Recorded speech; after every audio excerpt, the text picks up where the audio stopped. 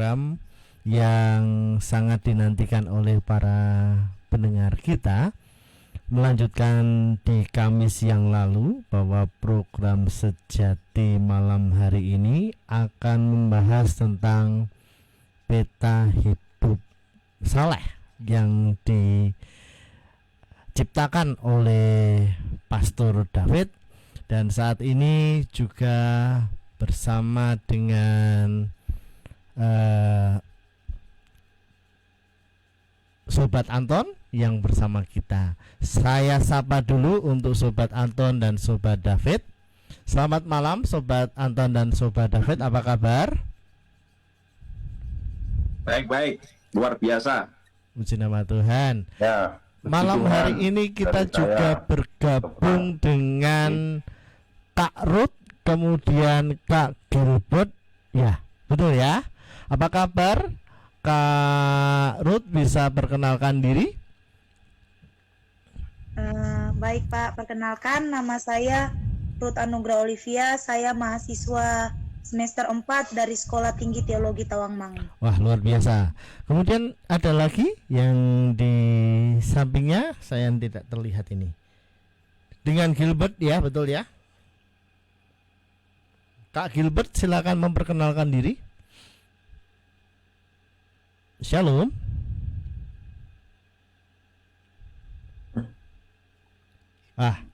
Mungkin nanti lebih lanjutnya dengan Sobat Anton yang akan membawa program Sejati malam hari ini. Ya, Sobat Rasinda bisa berinteraksi dengan kita di program ini melalui 0896 8590600, dan Sobat Rasinda juga bisa komentar di Facebook Rasinda Solo. Sobat Rasinda, hari ini akan ada satu buku untuk Sobat Rasinda yang aktif dalam program acara Sejati. Betul ya Pastor David ya? Sobat David, betul ya? Ada satu buku ya? Betul ya. Ya, puji nama Tuhan. Tidak berlama-lama, 1 jam ke depan akan saya berikan untuk Sobat Anton untuk menjadi host pada malam hari ini. Sebelumnya 1 tune untuk Sobat Rasinda. Oke, selamat malam, diberkati Tuhan dimanapun Anda menyimak program Sejati Radio Rasinda FM, dimanapun Anda berada. Malam hari ini kembali kami akan bincang-bincang santai dengan tema melanjutkan 2 minggu yang lalu tentang peta hidup saleh. Jadi selamat malam sahabat-sahabat Sejati yang ada di studio, sahabat David Eko, Sobat Ruth dan Sobat Gilbert nih bawa rombongan nih. Kelihatannya siap apa nih bawa rombongan nih. Jadi mungkin sebelum kita masuk ke bincang-bincang yang lebih dalam lagi, karena ini ada beberapa pertanyaan yang 2 minggu lalu belum sempat terjawab ya. Jadi di detik-detik terakhir ada pertanyaan yang masuk. Nah, kalau kami coba ganti topik baru, ya, sayang juga ya ada penyimak Radio Rasinda FM yang tidak mendapatkan jawaban yang memuaskan. Nah, oleh sebab itu pada kali ini kami akan coba membahas ulang secara garis besar dan menjawab beberapa pertanyaan yang belum sempat terjawab. Jadi untuk menyingkat waktu, saya persilakan Sobat David Eko untuk review secara garis besar apa yang kita bahas pada 2 minggu yang lalu, sekaligus menjawab ada beberapa pertanyaan nih, saya coba bacakan ya. Pertanyaannya itu ada dari sebentar nih, saya buka dulu nih. Tadi sudah ada pertanyaannya dari Bapak Agustinus. Mohon pencerahannya. Tujuan hidup Kristiani itu menjadi hidup saleh atau serupa Yesus? Apa dasar orang Kristen hidup saleh? Mohon penjelasannya. Terima kasih, berkah dalam. Terus sekaligus saja ya, Sobat David, ini yang nomor 2. Mohon dijelaskan Sobat narasumber, kok ada istilah election, itu apa ya? Mohon istilahnya ya agak membumi gitu ya, jangan terlalu tinggi. Terima kasih dari Sobat Kuning Sragen. Monggo silakan Sobat David review sebentar secara garis besar apa yang kita bahas 2 minggu yang lalu, sekaligus menjawab 2 pertanyaan dari Sobat Bapak Agustinus dan Sobat Kuning Sragen.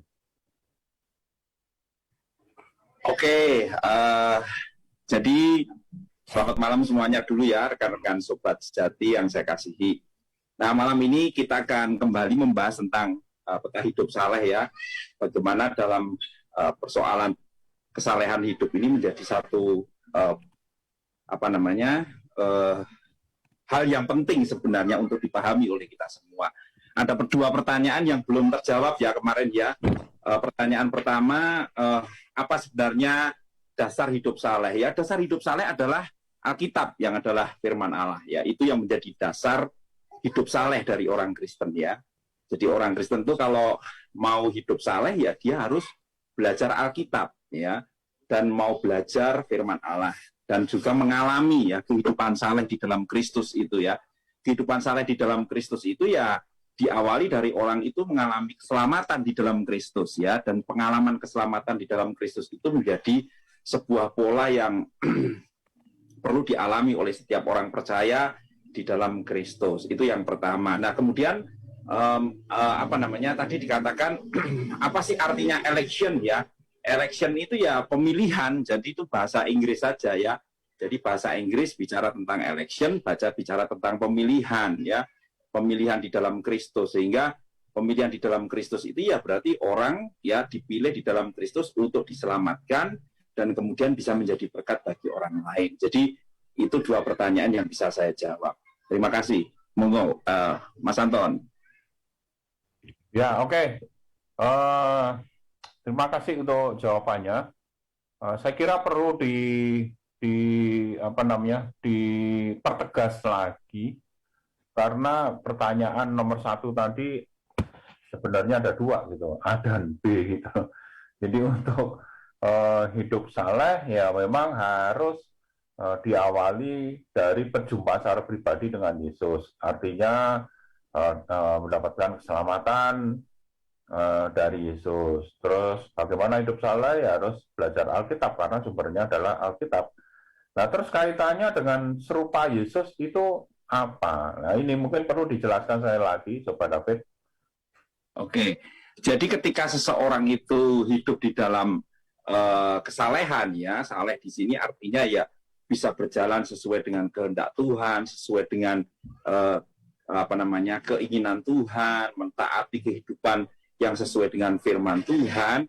Ya tujuannya adalah supaya orang tersebut menjadi serupa dengan Kristus ya. Jadi tujuan hidup saleh itu adalah supaya hidupnya itu menjadi serupa dengan Kristus. Ya. Makanya hidupnya harus betul-betul menjadi sama seperti Kristus. Pikiran, perasaan, dan semua yang dialami oleh orang. Itu. Terima kasih. Ya, oke. Saya kira selaras ya Bapak Agustinus, dimanapun Anda berada. Tuhan Yesus memberkati Bapak Agustinus, berkah dalam. Nah, oke, untuk menyingkat waktu, di buku Peta Hidup Saleh yang kita bahas malam hari ini, itu ada topik-topik yang cukup cukup menggelitik ya untuk dibahas ya.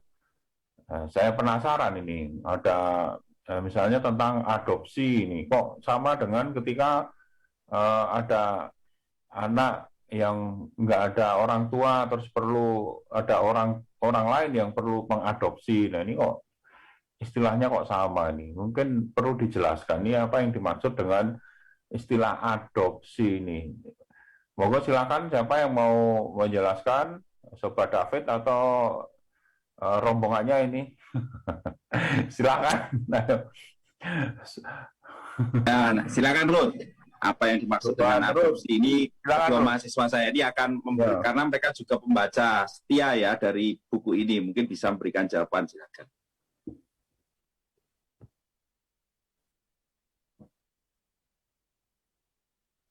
Silakan Ruth, buka mic-nya.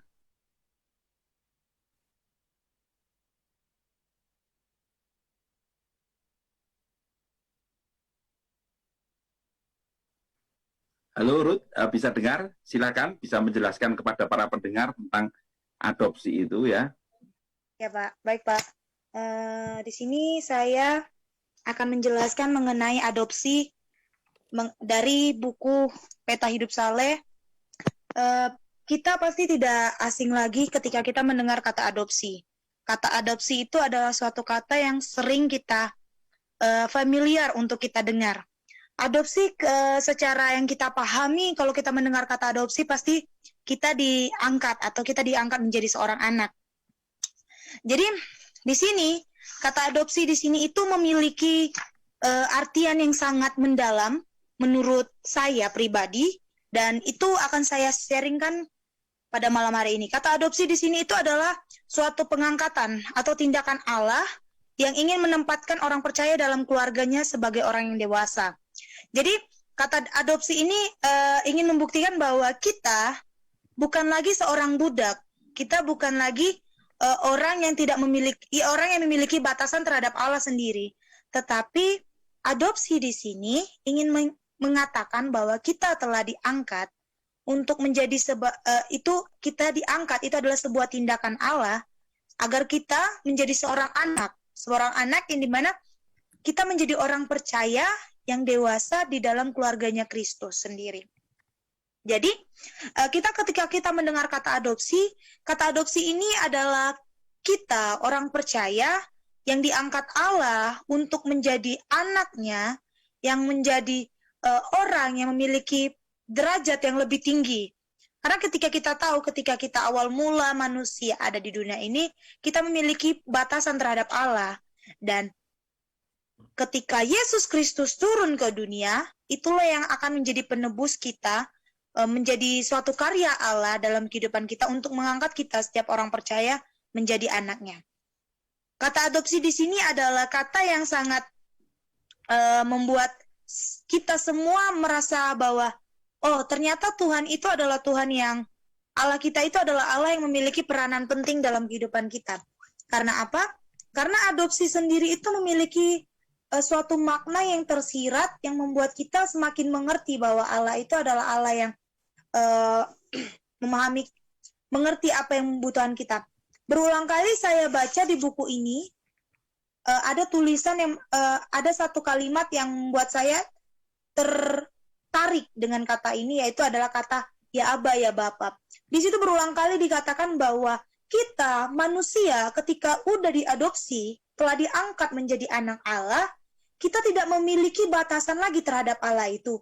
Tetapi kita bisa memanggil Allah kita itu dengan sebutan yang sangat dekat. Antara kita dengan Allah itu sendiri dengan sebutan ya Aba ya Bapa. Seperti seorang anak terhadap ayahnya sendiri. Jadi dalam kata adopsi ini adalah kata yang memiliki makna yang sangat mendalam ketika kita memahami identitas kita, bahwa kita tuh bukan lagi anak Allah. Saya ralat, bahwa kita bukan lagi budak. Kita bukan lagi orang yang diperbudak oleh dosa, tetapi kita adalah anak yang telah diangkat oleh Allah. Itu adalah tindakan Allah yang menempatkan kita di dalam keluarganya, seperti sebagai seorang yang dewasa di dalam kepribadian iman Kristus itu sendiri. Dan dari ketika kita diadopsi, kita bukan cuma sekedar menjadi seorang anak, kita bukan cuma sekedar memiliki hubungan yang intim dengan Allah itu, bukan cuma sekedar kita bisa berkomunikasi dengan Allah kita dengan sebutan ya Aba ya Bapa, tetapi kita udah dipastikan seorang anak mendapatkan ahli waris kerajaan Allah itu sendiri. Jadi, ketika kita telah diangkat, ketika kita telah diangkat oleh Allah, kita telah diadopsi oleh Allah, berarti kita sudah menjadi ahli waris kerajaan Allah. Selanjutnya dari buku yang ini, buku Peta Hidup Saleh ini, dari adopsi itu, ketika kita diangkat Allah, kita itu banyak ada beberapa peristiwa yang bermanfaat bagi kita. Suatu poin ketika kita diadopsi oleh Allah itu ada 4 poin penting menurut buku ini. Yang pertama itu mengenai pengampunan dosa.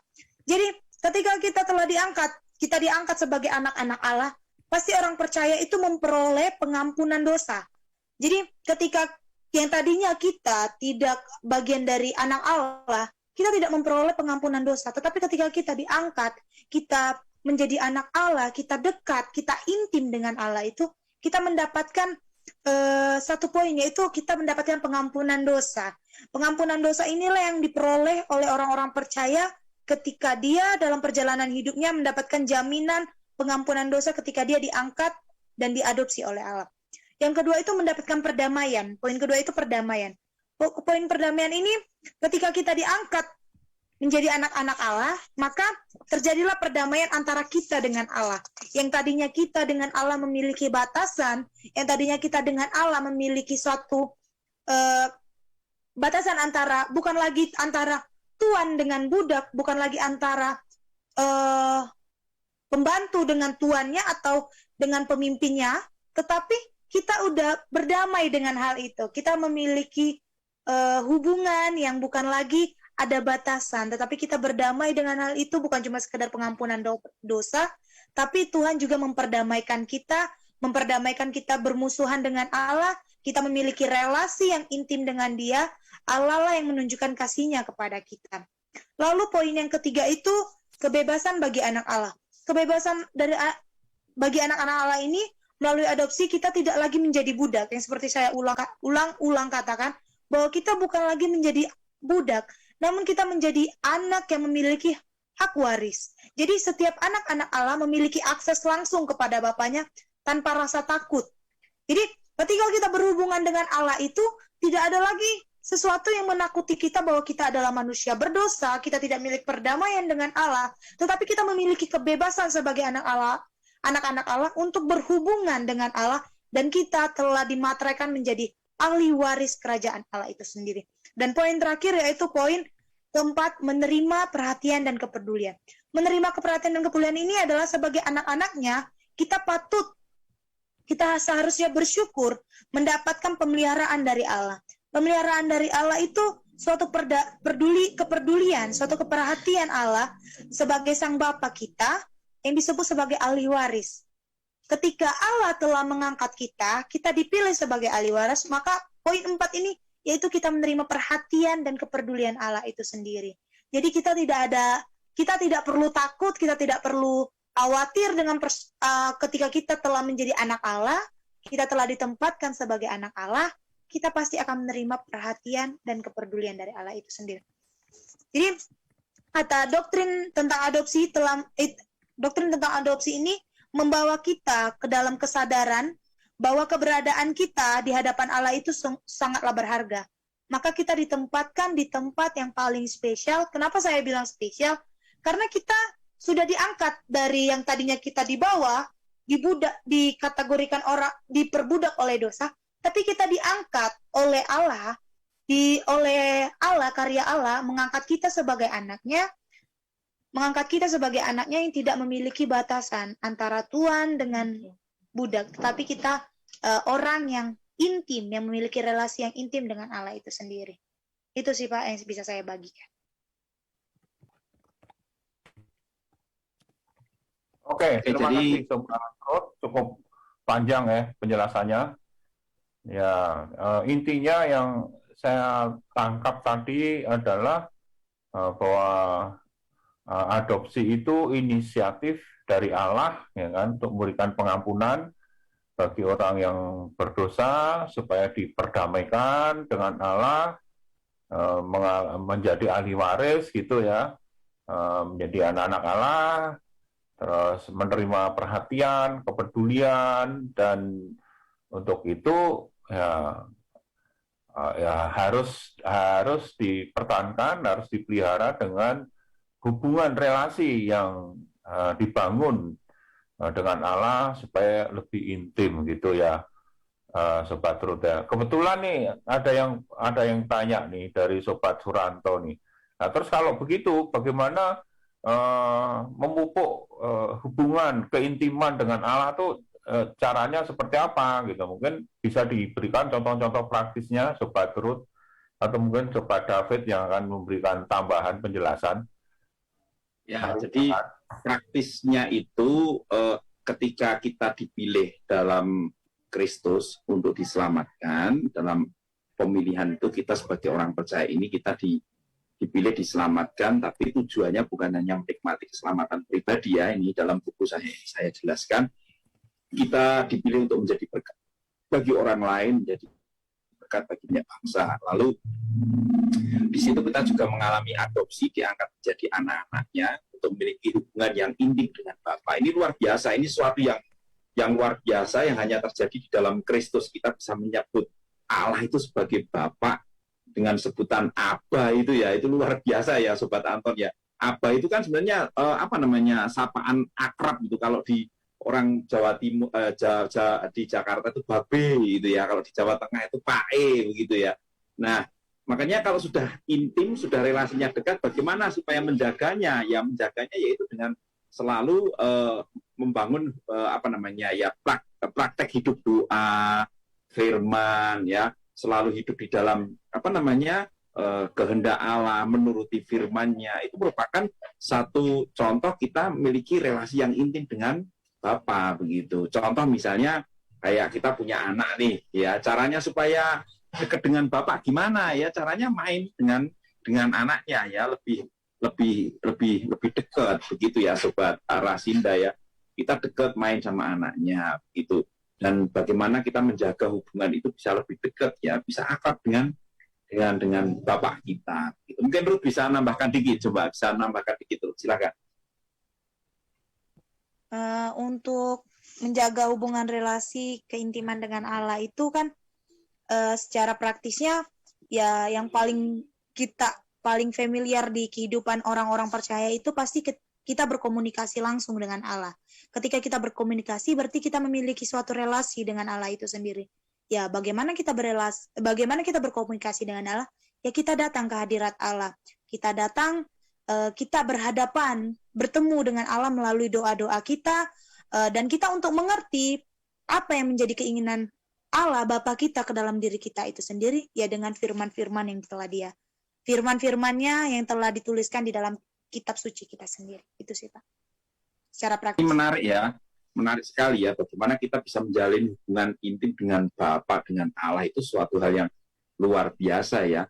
Nah, sehingga kita bisa memiliki suatu perilaku hidup yang sesuai dengan Bapa di surga begitu ya, kehendaknya. Salah satunya yaitu tentang perbuatan baik nih. Nah, ini Gilbert bisa jelasin nih Gilbert kepada para pendengar Rasinda yang sedang online bersama-sama dengan kita. Ya silakan Gilbert, bagaimana relasi antara perbuatan baik dengan orang-orang yang sudah diadopsi menjadi anak-anak Allah dan memiliki relasi yang intim dengan Bapa ya. Apakah perlu memiliki perbuatan baik dalam hidupnya? Silakan Gilbert. Oke, jadi perbuatan baik ini menurut saya hal yang menarik ya, yang dibahas dalam buku Peta Hidup Saleh. Kenapa? Karena pada umumnya, pada dasar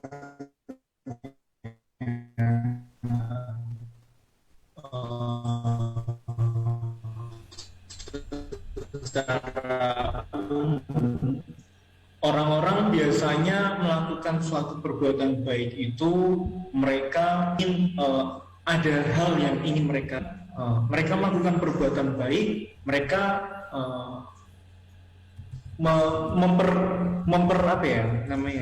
ketika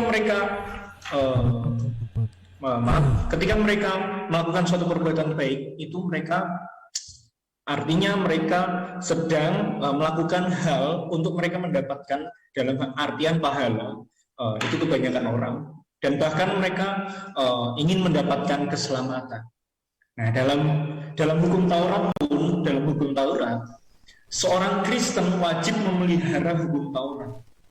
Agar apa? Agar mereka mendapatkan keselamatan. Nah, Sebenarnya Paulus sendiri juga setuju bahwa hukum Taurat itu kudus, dipercaya perintahnya itu kudus dan bahkan benar dan baik. Tetapi konsep perbuatan baik yang ingin disampaikan dalam buku ini adalah keselamatan hanya oleh karena anugerah melalui iman kepada Tuhan Yesus. Artinya keselamatan itu merupakan suatu kasih karunia yang Tuhan berikan kepada kita, orang-orang percaya. Nah, apa yang harus kita lakukan ketika kita sudah menerima kasih karunia bahkan atau keselamatan yang telah Tuhan berikan kepada kita, yaitu dengan cara kita melakukan praktik perbuatan baik. Yakobus juga mengatakan dalam amanatnya bahwa iman Kristen yang sesungguhnya wajib dinyatakan dalam perbuatan kebajikan, yang artinya ada suatu relasi antara perbuatan baik dan perbuatan baik itu merupakan bukti dari iman yang benar. Nah, apa sih sebenarnya, banyak orang yang bertanya, apa sih sebenarnya kita melakukan perbuatan baik?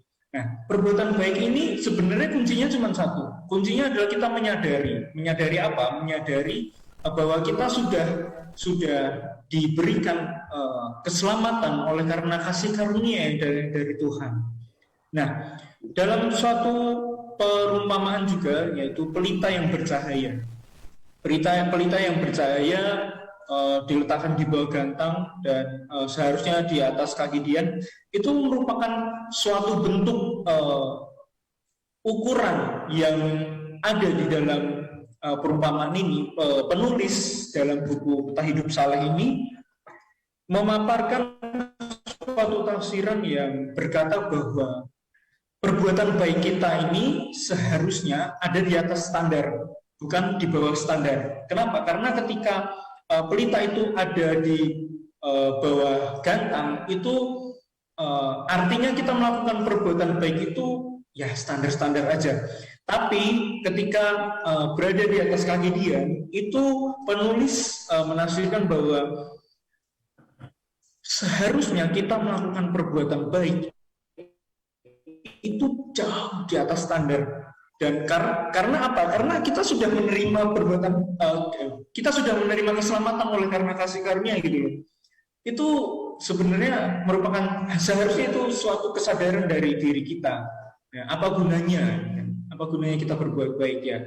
Seharusnya kita melakukan kesadaran diri dan juga perbuatan baik kita seharusnya di atas standar. Nah, ada lagi pertanyaan. Sebenarnya perbuatan baik ini beda nggak sih? Berbuat baik agar supaya dan berbuat baik karena. Nah, ada perbedaannya. Perbuatan baik agar supaya. Nah, ini artinya adalah bahwa kita melakukan suatu perbuatan baik itu oleh karena kita tuntutan kita ingin mencapai sesuatu, ingin mendapatkan sesuatu. Nah, ketika kita berkonsep dalam pemikiran kita bahwa kita melakukan perbuatan baik agar supaya kita mendapatkan pahala, agar supaya kita mendapatkan keselamatan, agar supaya kita mendapatkan apa yang kita inginkan, sebenarnya tidak salah. Tetapi dalam konsep yang ingin disampaikan di sini, perbuatan yang seharusnya adalah kita berbuat baik karena. Nah, perbuatan baik karena artinya kita memiliki kesadaran, kita memiliki suatu kesadaran dalam kita melakukan perbuatan baik itu. Mengingat dalam buku ini di kutipannya yang terakhir bahwa Yesus mengatakan bahwa kamu telah mendengar firman, kasihlah sesamamu manusia dan bencilah musuhmu, tetapi aku berkata kepadamu, kasihlah musuhmu dan berdoalah bagi mereka yang menganiaya kamu. Nah, berdasarkan pengajaran ini tampak bahwa setiap orang beriman wajib memproduksi berbagai perbuatan baik yang melampaui standar dunia. Nah, mengingat lagi di atas bahwa perbuatan baik itu harus kita lakukan karena kita sudah menerima keselamatan oleh karena kasih karunia yang Tuhan berikan kepada kita. Nah, jadi pada dasarnya kita melakukan perbuatan baik itu karena kita sudah sadar bahwa kita sudah diselamatkan oleh karena kasih karunia. Jangan malah kita melakukan suatu perbuatan agar kita mendapatkan pahala, mendapatkan keselamatan. Jangan, bukan seperti itu. Tapi buku Peta Hidup Saleh ini sangat bagus. Bagusnya kenapa? Karena memperlihatkan konsep yang ini menurut saya konsep yang baru yang saya baca. Konsep yang dimana kita sudah diselamatkan oleh karena kasih karunia. Nah, hasil dari keselamatan itu adalah kita harus berbuat baik. Jadi mungkin itu aja sih yang bisa saya sampaikan mengenai perbuatan baik.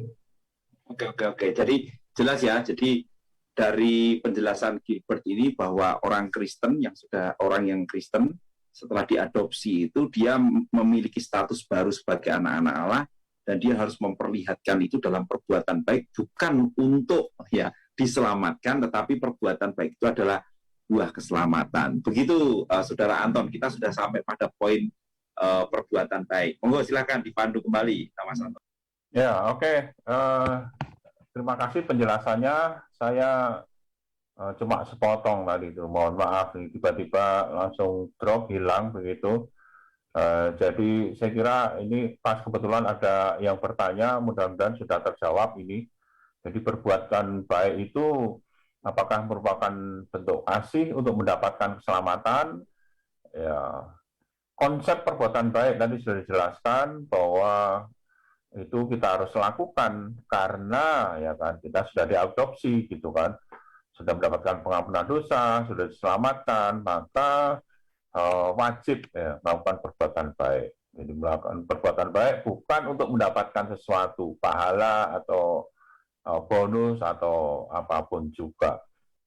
Ya, begitu Sobat Joni dari Sukoharjo, mudah-mudahan sudah terjawab. Nah, ada lagi nih yang bertanya nih, tolong dijelaskan Mbak Ruth, Kak Ruth. Tadi kalau adopsi itu adalah pengangkatan pengangkatan, diangkat menjadi anak anggota keluarga Allah, inisiatif dari Allah. Nah, terus syaratnya apa dong untuk bisa menjadi anak-anak Allah? Gitu. Mohon penjelasannya Kak Ruth, terima kasih dari Klaten nih. Silakan.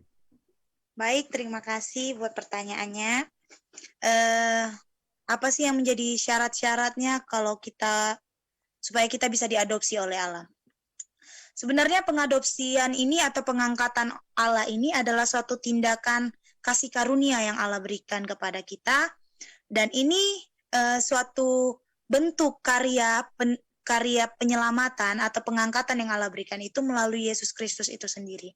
Jadi sebenarnya kita ini telah Allah angkat menjadi anaknya melalui karya Yesus Kristus. Jadi tanpa kita berpikir bagaimana syarat-syarat kita untuk menjadi anak-anak Allah, kita ini telah Allah angkat menjadi anaknya melalui penebusan Yesus Kristus itu tanpa ada batasan lagi untuk kita berelasi dengan Allah, tanpa kita memiliki hubungan dengan Allah.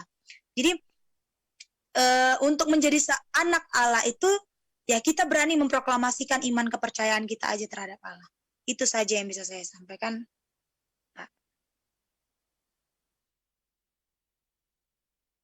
Oke, saya tambahkan sedikit. Jadi di dalam buku Peta Hidup Saleh itu betul yang dikatakan oleh Ruth.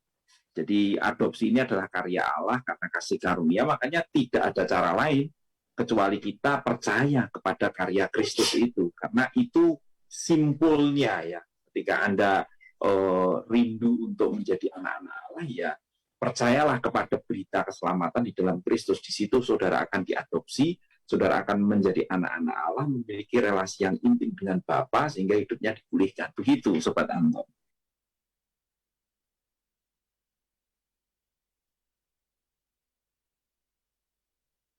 Mic-nya masih mute itu Sobat Anton. Oke, saking semangatnya ini. Terima kasih untuk penjelasannya. Mudah-mudahan tadi ada Sobat Totok dari Klaten itu cukup menjawab pertanyaannya. Syaratnya ya cukup percaya saja. Percaya apa? Atau percaya pemberitaan Injil, pemberitaan tentang keselamatan di dalam Yesus, begitu ya. Ini masih seputar perbuatan baik ini dari Wonorejo nih, NN Wonorejo nih. Perbuatan baik itu apa ada kriterianya? Tadi kok disebutkan harus di atas rata-rata. Mungkin bisa dijelaskan lagi berikut contoh-contoh konkretnya. Nah, ditambah lagi nih, apakah konsep perbuatan baik itu sama dengan perbuatan baik yang dipahami oleh umum, oleh publik di tengah-tengah masyarakat? Mungkin bisa dijelaskan. Monggo silakan. Siapa yang mau menjelaskan nih? Gilbert, silakan Gilbert. Jadi saya berusaha menjelaskan pertanyaan yang kedua terlebih dahulu. Jadi begini, pada umumnya perbuatan baik itu kita lakukan ketika kita ingin mendapatkan sesuatu hal, ingin mendapatkan pahala, bahkan ingin mendapatkan keselamatan. Tetapi bedanya dalam buku ini, perbuatan baik yang kita lakukan itu merupakan suatu perbuatan baik oleh karena hasil dari kasih karunia yang telah Tuhan berikan kepada kita, yaitu bentuk keselamatan. Nah, jadi bedanya apa? Dalam kehidupan umum, biasanya kita melakukan perbuatan baik, kita ingin mencapai suatu keselamatan, kita ingin mendapatkan pahala. Tetapi sekali lagi saya jelaskan di buku ini, Peta Hidup Saleh, yaitu ketika kita melakukan perbuatan baik, itu kita didasari oleh karena kita sudah sadar bahwa kita ini sudah diselamatkan oleh karena kasih karunia Tuhan. Nah, itu penjelasan yang pertanyaan kedua. Pertanyaan pertama tadi berkaitan dengan ada nggak sih kriteria-kriteria, kok tadi dijelaskan harus di atas standar. Jadi begini, saya berusaha menjelaskan apa yang saya dapatkan dari buku ini. Jadi dalam perumpamaan pelita yang ada di atas di bawah gantang, yang ditaruh di bawah gantang dan harus ada di atas kaki dia sehingga menerangi semua orang yang ada di dalam ini. Nah, saya berusaha menjelaskan bahwa kriterianya sebenarnya ya kita melakukan perbuatan baik itu atas dasar kesadaran kita. Itu kriterianya. Kita sadar bahwa kita melakukan kasih karunia, kita melakukan perbuatan baik itu dengan kesadaran dari kita, dengan oleh karena kita sudah diselamatkan, oleh karena kasih karunia. Nah, saya tadi menjelaskan bahwa perbuatan baik kita ini harus ada di atas standar itu karena pada umumnya kita melakukan perbuatan baik itu hanya sebatas lingkup kecil, yaitu kita di bawah gantang. Itu standar, kita ada di lingkup kecil, kita hanya menerangi. Ya pastilah ketika kita pada konsep ini, ketika kita merupakan suatu pelita, kita ditutup gantang, pasti itu akan menutupi semuanya kan, maksudnya kita tidak akan menjadi terang di luar gantang. Tetapi ada yang menarik bahwa kita harus ada di atas pelita, yaitu pada dasarnya kita harus melakukan perbuatan baik itu di atas standar. Artinya gimana ya? Bahwa dalam buku ini menjelaskan, yaitu tadi perbuatan baik kita kualitas. Nah, kualitasnya itu harus bagus. Kualitasnya ketika kita berbuat baik itu adalah harus di atas standar. Nah, kalau kita tadi berbuat baik di standar atau dalam perumpamaan itu dalam gantang, itu harusnya kita melakukan perbuatan baik dengan kualitas yang bagus, eh, dengan kualitas yang bagus yang ada di atas pita. Mungkin itu ada masih banyak kekurangan yang saya cerna dalam buku ini, tetapi itu yang berusaha saya sampaikan, apa yang saya dapatkan dalam buku ini. Mungkin Sobat David bisa menjelaskan lebih lanjut. Ya, jadi itu penjelasan yang sudah bagus ya. Jadi dari bacaan Saudara Gilbert ini ya. Jadi yang dimaksud perbuatan baik di atas rata-rata itu adalah perbuatan baik yang nggak biasa ya. Nah, sebenarnya kita anak-anak Allah ini ya, orang percaya ini dilatih ya. Jangan hanya berbuat baik itu di atas di standar yang umum aja gitu. Mengapa? Karena ini perbuatan baik ini bukan hasil dari pekerjaan manusia. Ini adalah karya Allah melalui rohnya, di mana karena kasih karunia kita bisa melakukan perbuatan baik yang berbeda, yang di atas rata-rata, bukan di bawah gantang. Gantang itu kan ukuran. Di bawah ukuran berarti di bawah rata-rata. Harusnya di atas kaki Dian, sehingga bisa bercahaya terang, dan itu harus diperlihatkan kepada banyak orang. Nah, misalnya contoh di dalam Alkitab itu ayat selanjutnya itu ya, di Injil Matius itu Mesias langsung mengatakan, kalau kamu tampar pipi kananmu, serahkan pipi kiri-kirimu. Itu maksudnya apa? Bukan secara letterleks ya, seperti itu ya. Artinya orang Kristen itu harus memiliki kasih yang melampaui kasih yang ada di dunia ini ya. Kalau misalnya di dunia ini inginnya ya balas ya. Kita bukan saja menolak hal itu ya, tapi kita malah harus mendoakan musuh kita yang menganiaya kita. Nah, itu kan sesuatu yang perbuatan baik yang di atas rata-rata, itu sesuatu yang bagi dunia itu sesuatu yang nggak masuk akal. Wong dijahatin kita malah suruh mendoakan bahkan mengampuni gitu. Begitu Sobat Anton.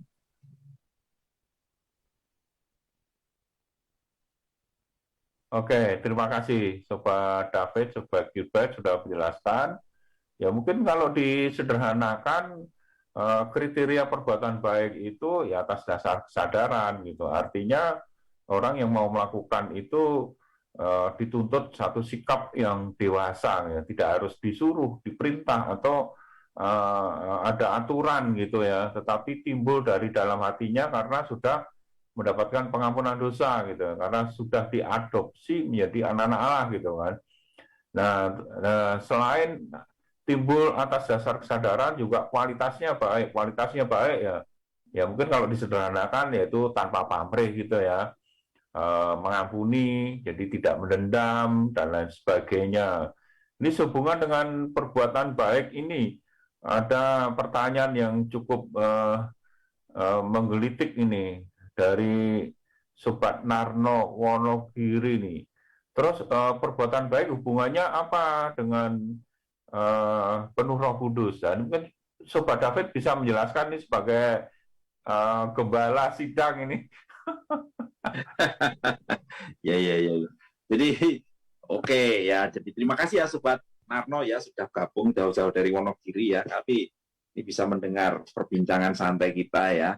Ini kalau mahasiswa saya ini Ruth sama Gabriel ini kalau penjelasannya masih kaku ya wajar ya mahasiswa, tapi ya nanti lama-lama dia akan lebih luas ya.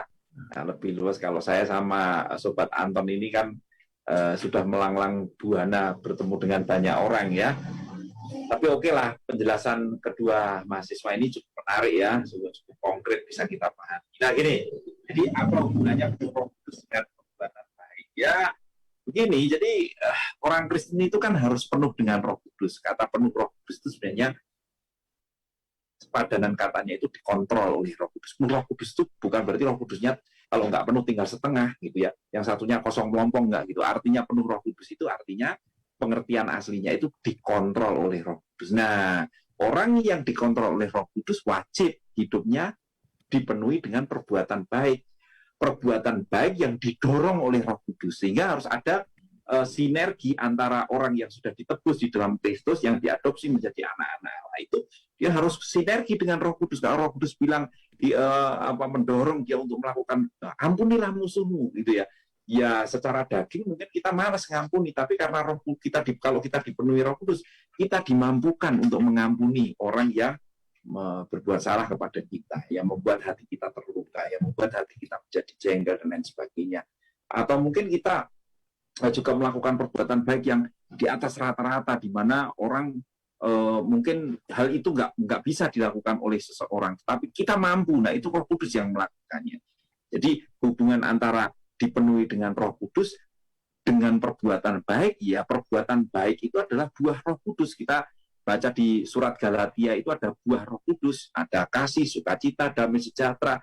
Nah, itu kan semua perbuatan baik yang misalnya sukacita, orang bisa tetap bersukacita di tengah penderitaan hidup, itu kan itu di atas rata-rata itu. Ya, biasanya orang kalau menderita ya menangis semalam suntuk sampai matane abu sak lodong-lodong, dan kita bisa tersenyum bersukacita karena ada Roh Kudus. Begitu, Sobat Anton. Oke.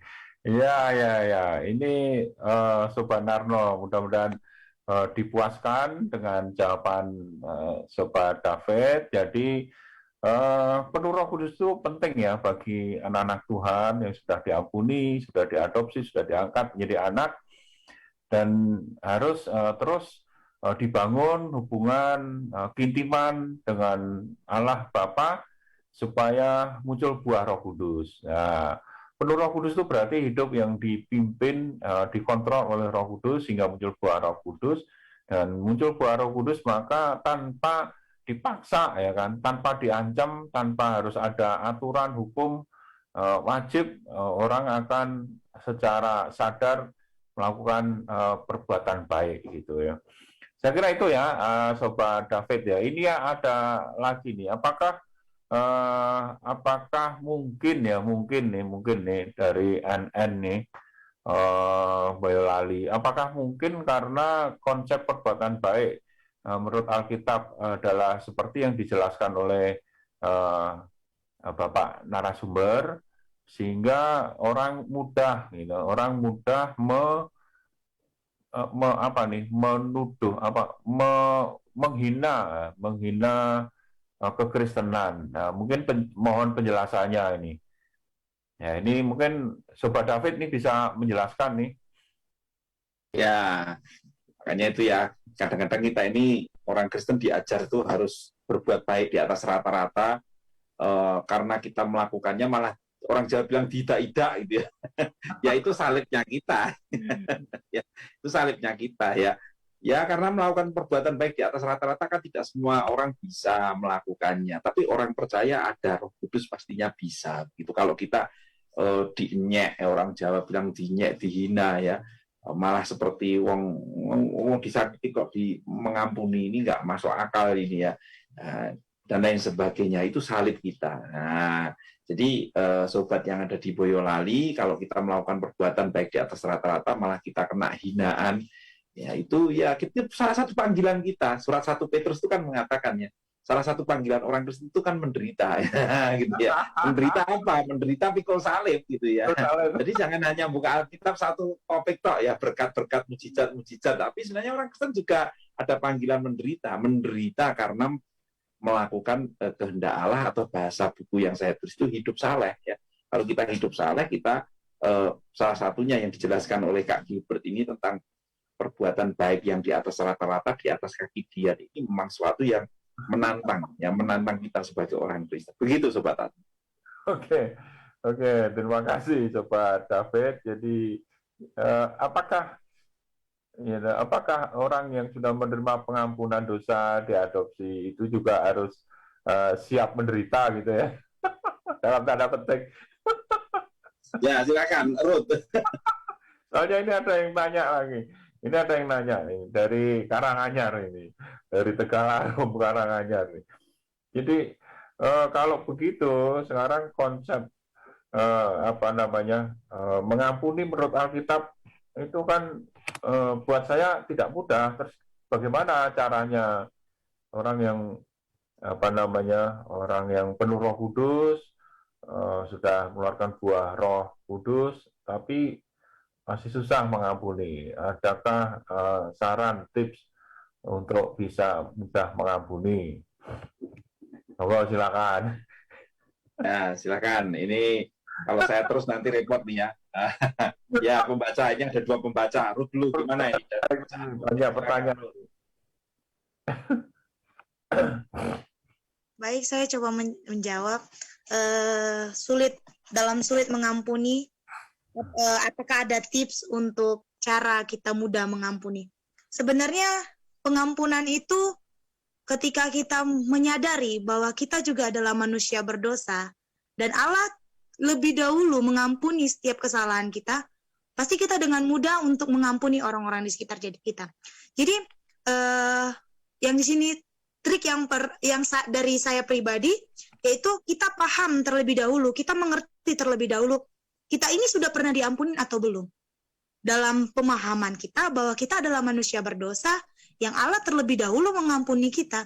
Jadi ketika kita telah paham bahwa kita telah diampuni oleh Allah, kita pun dengan mudah untuk mengaplikasikan hal mengenai pengampunan terhadap orang lain, dan kita yang telah diangkat menjadi anak Allah, pasti kita akan mewariskan karakter Allah itu sendiri di dalam kepribadian kita. Itu sih dari saya. Ya. Terima kasih. Gilbert, silakan. Ini salah satu perbuatan baik di atas rata-rata ini, ya.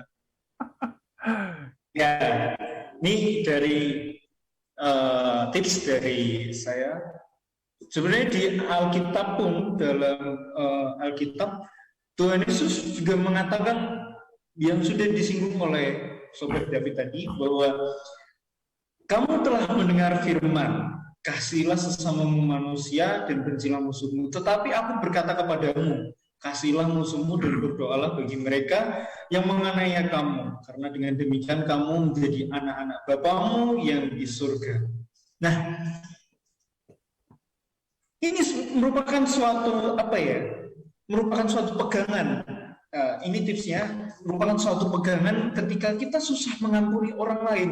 Tuhan Yesus dalam Alkitab sudah mengatakan bahwa berdoalah bagi mereka yang menganiaya kamu. Kan susah kan kalau orang Jawa ya tadi udah disampaikan oleh Sobat David bahwa ketika kita orang Jawa, kita istilahnya kita udah berbuat baik, tapi kita masih dihina, kita masih diinjek-injek, kita masih dienyek lah kalau bahasa Jawanya.